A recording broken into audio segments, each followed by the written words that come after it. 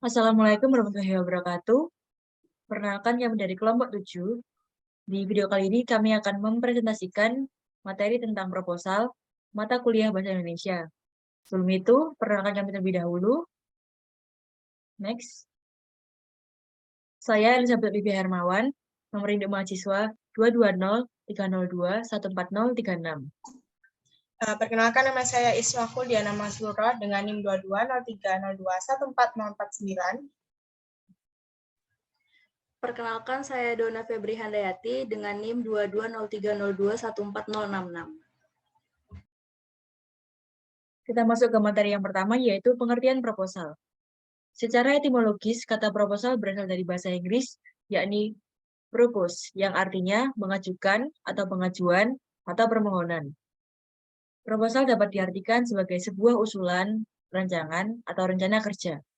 Secara umum, proposal dibuat untuk menjelaskan rencana dan tujuan suatu kegiatan secara jelas dan detail. Next, kita masuk ke jenis-jenis proposal.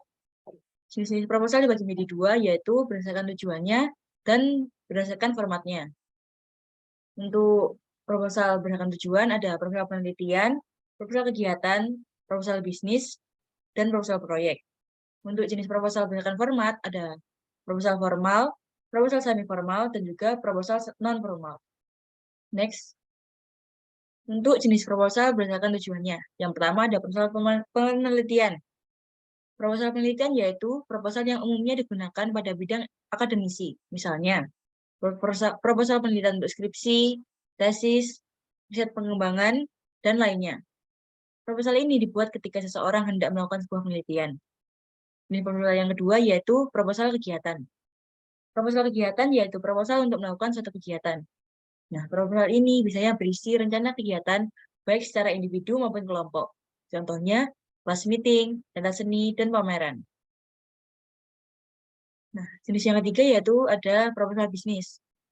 Proposal bisnis yaitu proposal yang berhubungan dengan bisnis, baik bisnis perorangan maupun berkelompok. Misalnya, proposal mendirikan suatu usaha, proposal bekerjasama antar perusahaan, dan juga proposal lain dengan tujuan bisnis. Jenis yang keempat yaitu proposal proyek. Proposal proyek yaitu proposal yang digunakan pada dunia bisnis. Isi proposal ini adalah rangkaian rencana kegiatan pembangunan, mulai dari tujuan proyek dilaksanakan, siapa saja yang terlibat, sampai dengan dana yang dibutuhkan dalam proyek.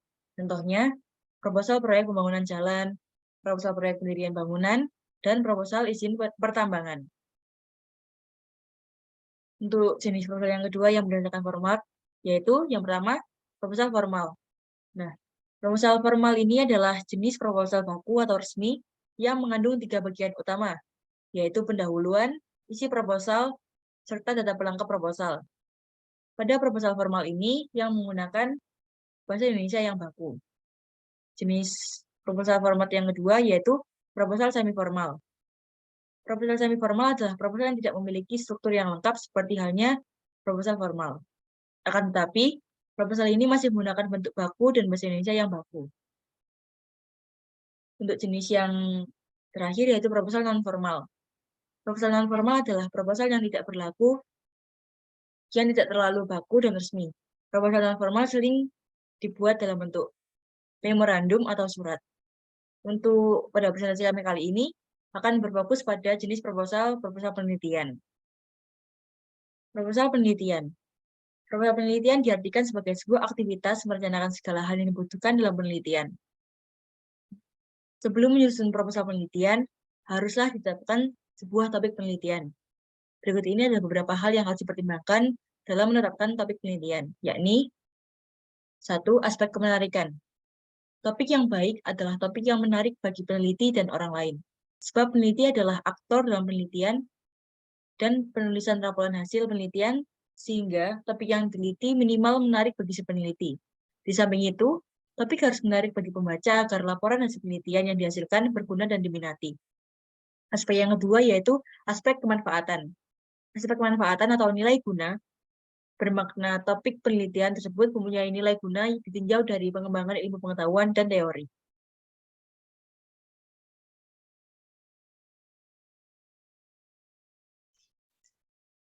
Untuk aspek selanjutnya adalah aspek keterjangkauan. Keterjangkauan terlihat dari keterjangkauan peneliti dalam membahas tuntas topik yang dimuat. Artinya, peneliti mampu membahas topik itu dalam aspek waktu, kemampuan, dan keuangan. Kemudian, keterjangkauan dalam aspek tersedianya referensi yang memadai terkait topik tersebut. Dan untuk aspek selanjutnya adalah aspek kekinian. Maksudnya adalah topik yang dipilih atau ditentukan tergolong baru atau sedang hangat dibicarakan atau sedang aktual di masyarakat. Dan untuk aspek selanjutnya adalah keinovasian. Aspek ini merupakan syarat penting topik sebab topik yang mengandung unsur baru atau inovatif sering dianggap capaian penting bagi penelitian.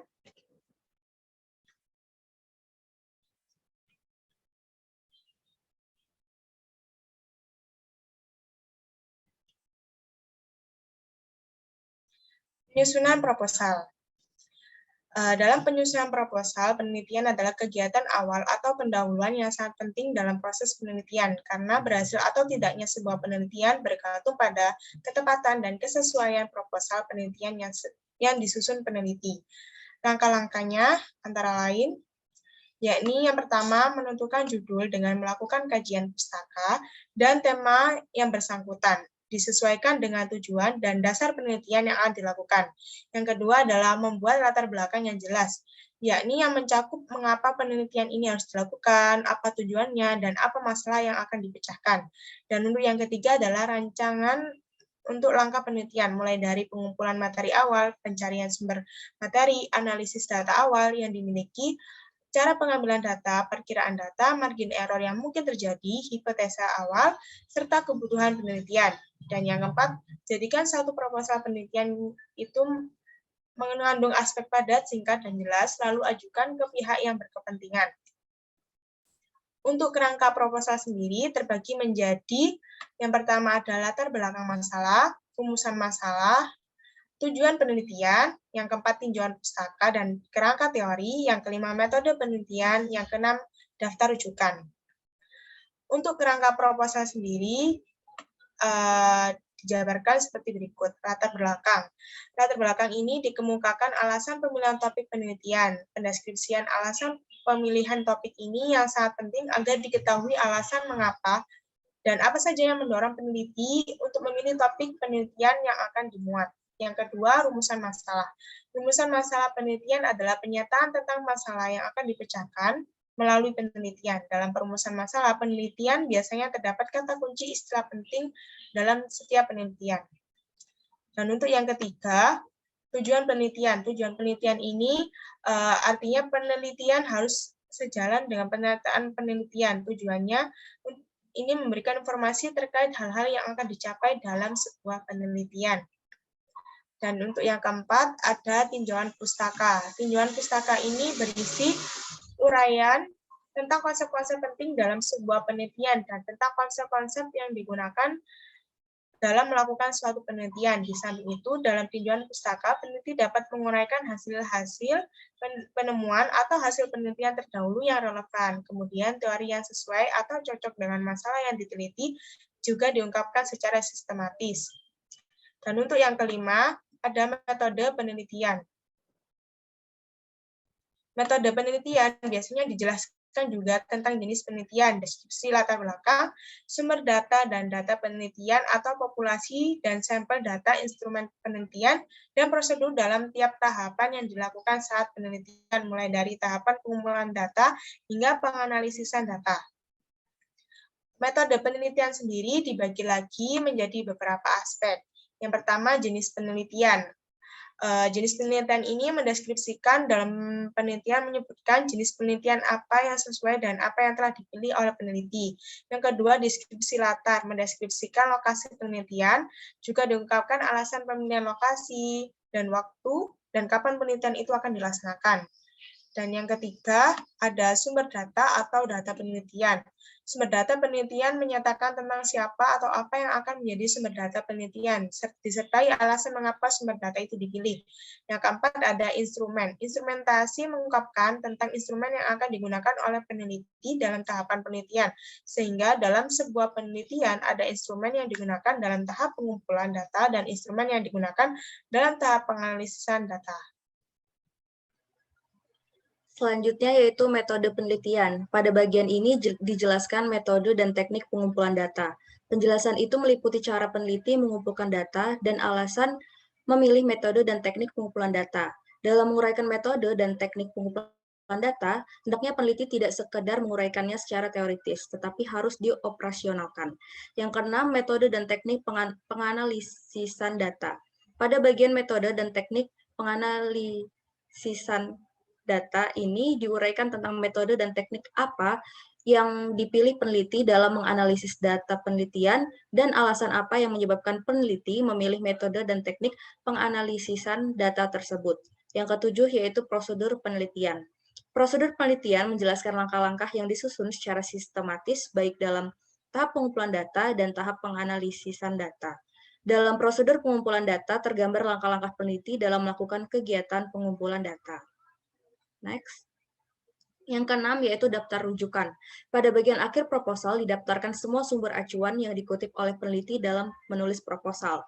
Poin penting, daftar rujukan haruslah ditulis sesuai dengan referensi yang telah diambil dan harus dicantumkan dari referensi yang asli, karena jika tidak dicantumkan, maka proposal tersebut termasuk plagiarisme dalam karya ilmiah. Next. Sistematika proposal penelitian atau skripsi. Sistematika proposal penelitian skripsi dalam bentuk umum, yang pertama halaman sampul, lalu halaman persetujuan atau lihat lampiran. Bab 1 yaitu pendahuluan yang meliputi latar belakang, rumusan masalah, tujuan penelitian, manfaat penelitian. Selanjutnya itu bab 2 yaitu kajian pustaka yang terdiri dari penelitian terdahulu yang relevan, teori yang digunakan. Bab yang ketiga yaitu metode penelitian yang terdiri dari pendekatan, rancangan, desain atau jenis penelitian, sumber data dan data penelitian, instrumen penelitian, teknik pengumpulan data, teknik analisis data, daftar rujukan. Next. Selanjutnya yaitu sistematika proposal skripsi PTK atau penelitian tindakan kelas. Dimulai dari halaman sampul, halaman persetujuan, bab 1 yaitu pendahuluan yang meliputi latar belakang, rumusan masalah, tujuan penelitian, hipotesis tindakan jika diperlukan, manfaat penelitian, ruang lingkup dan keterbatasan penelitian, definisi operasional. Selanjutnya bab 2 yaitu kajian pustaka, kemudian bab 3 yaitu metode penelitian. Pada bagian ini berisi pendeskripsian desain penelitian, latar penelitian, subjek penelitian, data dan sumber data, teknik pengumpulan data, teknik analisis data, evaluasi dan refleksi, lalu prosedur penelitian, dan yang terakhir yaitu daftar rujukan. Next. Selanjutnya itu sistematika proposal skripsi pengembangan. Dimulai dari halaman sampul, halaman persetujuan, bab 1 yaitu pendahuluan di mana meliputi latar belakang, rumusan masalah, tujuan penelitian, spesifikasi produk yang diharapkan, manfaat penelitian, asumsi dan keterbatasan penelitian, lalu definisi operasional. Selanjutnya yaitu bab kedua yaitu kajian pustaka, lalu bab ketiga metode penelitian. Di bagian ini berisi model penelitian, prosedur penelitian, uji coba produk atau desain uji coba dan subjek uji coba, jenis data, instrumen pengumpulan data, dan teknik analisis data, jadwal dan kerangka penelitian, dan yang terakhir yaitu daftar rujukan. Yang selanjutnya yaitu sistematika proposal skripsi, kajian pustaka, dimulai dari halaman sampul, halaman persetujuan, lalu bab 1 yaitu pendahuluan yang mencakup latar belakang, rumusan masalah, tujuan penelitian, manfaat penelitian, definisi istilah. Lalu bab 2 yaitu kajian pustaka, di mana kajian pustaka sendiri berisi kajian terhadap penelitian terdahulu yang relevan, kajian teoritis, dan kerangka berpikir. Bab 3 yaitu metode penelitian, yang menguraikan pendekatan dan jenis penelitian, sumber data, teknik dan instrumen pengumpulan data, definisi operasional jika ada, dan teknik analisis data. Dan yang terakhir yaitu daftar rujukan. Next.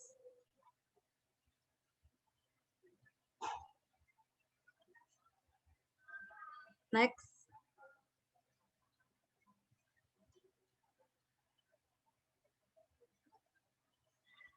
Demikian presentasi dari kelompok kami. Kurang lebihnya kami mohon maaf. Terima kasih atas perhatiannya dan kami ucapkan terima kasih.